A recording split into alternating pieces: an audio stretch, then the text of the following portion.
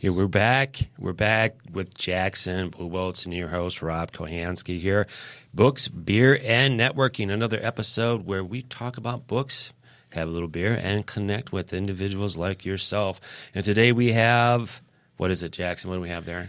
The Compound Effect by Darren Hardy. And just to lay out the format of this, everyone, so we had been meeting at a tavern, right? And we would get together, we would talk about a book, we'd have a beer. Usually these books are either more like self-growth or grow your business or bringing something to the next level, right? We're always looking at being effective. And since the quarantine, we've shifted it online, but we've still had beers the third Thursday of every month. And we've still talked about a really good book. So, no doubt. With the Compound Effect, this is Darren Hardy. He is a disciple of Jim Rohn. So Jim Rohn had shared a lot of pretty progressive ideas about personal responsibility and self-growth.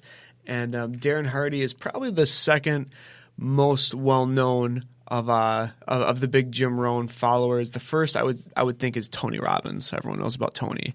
But in the Compound Effect, Darren is essentially taking this idea of getting a little bit better every day. So last year we read Reinvent Yourself. Yeah, no doubt. Yeah, that's a good point. James Altucher had kind of leveraged this idea as well. Hey, if every day I'm getting just a little bit better, I don't have to make huge strides, but we just keep stacking things on top of each other day after day, we're going to see massive results over time. And with Darren, he just talks about the little habits. You know, he has the story of the three guys. So I picture three people who are on a level plane, and one person says, you know what? I'm going to start just doing a little bit more. I'm going to go for a walk every day. I'm going to eat a little bit healthier, not a ton healthier, but a little bit healthier. And we're just going to take that route. And then one guy says, I'm just going to keep doing everything exactly the way I have been. The third person says, I'm just going to do a little bit less. I'm going to relax a little bit more. And I'm going to eat not quite as well. I'm not going to eat terrible, but I'm not going to eat quite as well. And there's a great graph in the book of how over the course of 6 months, how the person who makes slight improvements sees a noticeable change in their body and how they function. And so does the person who has slight decreases as well. That stacks up over time too. So those are some things that I think help just paint the picture of these little things, Rob. I mean, what do you got for little tweaks that you've made that have caused big change? For me, it's what really stuck out for me is is just to slow down and not try to do it all at one time. That if you just, if you're working all day and then you have a passion or something like that, is just, whether it's an hour or 2 hours every day or every other day, is those things and those actions that you take over time is that compound effect. And, I look at it as, my last, 3 or 4 years of all the little seeds and all the things that I planted into where I'm at today is a result of that. We just had that discussion on probably just a few minutes ago off of the air about, you look at a point in time where you actually took some action and, whether you chose to or not, you look ahead and go, that's why I'm here today is because of those actions I took, whether it be a year ago, a month ago, a week ago. And that's that compound effect, either good or bad. So you can be constantly adding little things in there.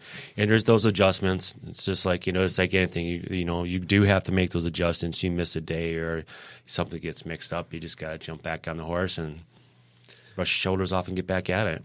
Well, one of the ideas I took away from this is doing a little bit is okay. If it's, hey, I don't have time to get a full workout in, but I can still walk around the block. Or, I can't do a full practice session, but I can still jump on my guitar and play 2 songs before dinner. All those little things, there's... You play the guitar? Yeah. I've never told you this. You never played guitar? Oh, I was like, okay. We've known you for how many years? You play guitar? So, I'm in that group. And actually, the Compound, this is a great place to tell the story is when I studied abroad in college, I was in Spain for a semester. So I had a ton of free time, bought a guitar, tried to learn, and always got stuck on the F chord, right? So the F chord is like the bar that goes across the whole fretboard, and you have to hold your finger across. It's a very tough thing to do, and it's what holds most people up because 80% of the good songs have an F chord in it, right? So my thing was always I love Dave Matthews, and I've always wanted to learn how to play Dave songs. It turns out he's a much more intricate artist than a lot of people give him credit for. So his songs are tough to play. And I always got frustrated and I quit. And so I was in that group of people who buy a guitar and let it sit around for a decade. And like 2.5 years ago, so I went into 2018 and I said, this is going to be the year I'm actually going to learn. I'm not going to try and play a Dave Matthews song. I'm just going to learn an F chord. If I can play this F chord, compound effect, right? If I can do something small that's going to help get me toward it, we'll see where it goes from there. But let's not try and conquer the world overnight, because I could never chew everything I bit off when I tried to play one of those songs, and I got frustrated and quit. So I started, and that was 2.5 years ago, and now I'm at a point where I can play an F chord very, very well. I can play a lot of Dave Matthews music. And the next step, Rob, is I know chords, but I don't know tabs, where you just play like one string at a time.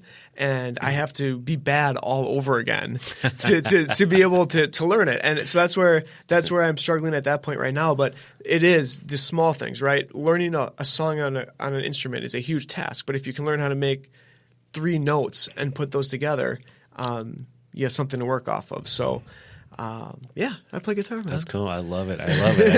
Good example of using the compound effect to, making yourself better, even if it's just playing a guitar. I mean, it's just small differences every day, regardless of what your goal is. And if you just keep it up every day, I mean, good or bad, it's going to work out for you, or not. Yeah, I wanted to talk about failure a little bit too in this book, because one of the things and I read this book the first time maybe 4 or 5 years ago, and it was when I was a smoker, and I was a closet smoker. I wasn't very proud of it, but at work I would go and I would, like, at least once a day, sometimes twice a day, I would take a lap, right? And I would smoke one of those like Swisher cigars, the purple ones are what I liked. Ugh. All right. Ugh, it's making my mouth water in not a good way just thinking about it. But I was reading this book, and obviously, like, when people smoke, a lot of times they don't feel like that's something they want to continue to do.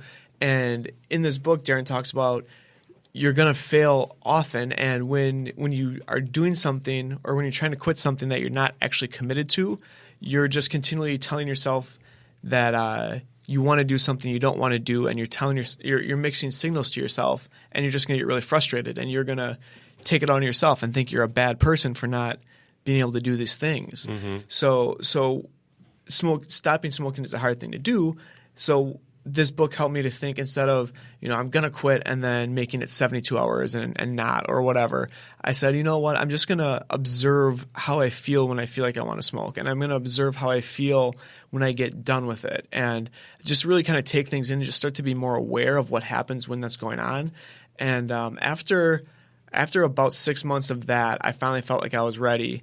And it's been over a year since I've smoked now, so it's worked. But it wasn't an immediate thing. It took failing a lot, and then it took like understanding that I wasn't ready, but figuring out why that was.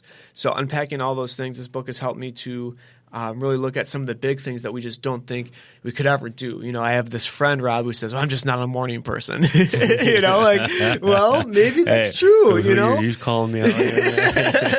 and maybe that's true, and maybe it's something that can be relearned. But my whole challenge in that is, if it is something that's important, unpack like, well, why do I feel this way, and how can I go about changing, or what would I have to change if I wanted to change it? And if it's not important, who cares? Then do the next thing, right? Like, we all have our ticks. But it is what it is. It was like, I knew it was like Monday morning getting up and, doing this. It was like I had it on this calendar. So, for you, Jackson, I went to bed early last night, got a good night's sleep, got up early, and, it's because I want to do it, not because I have to. Yeah. And that's the way it is like, okay, so I know I have to get up, it's like I don't have the same freedom to go about my day like I used to. But at the same time, as much as I don't like getting up in the morning, I love that time in the morning. And right now I don't have enough time of it, so I have to start getting up earlier to get that time. So I'm slowly backtracking from 6 to 5 or 5:45. Eventually I'll get to 5:30. There you go, man. It's there. It's like, because I got to have my mornings. I mean, we just talked about the morning miracle. I was like, if I don't have enough time to do all those things, to slow roll my day, or to get into my day. you miss out on some things. Well, and that's part of it too. Is we all know it works for us, and being, I think Darren's very straightforward. Is like there's not right or wrong things to do, right? No.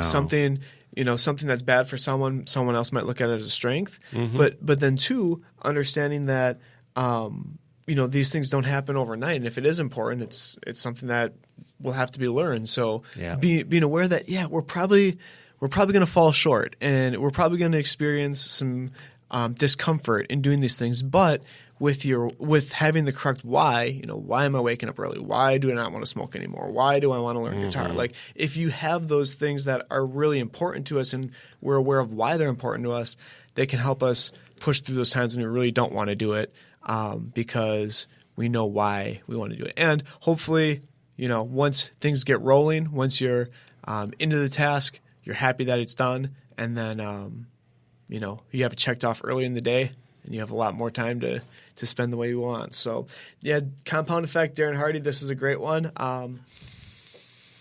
1% a day. That's all it takes is 1% a day. Better each and every day. Just do 1%, regardless of what it is. That compound effect will show up either way. So, again, thank you for listening to Books, Beer, and Networking. We're here with Jackson Buboltz with Elevated Insurance. Insure differently. Insure differently. And I'm your host, Rob Kohansky, Local First Podcast. Thanks, guys.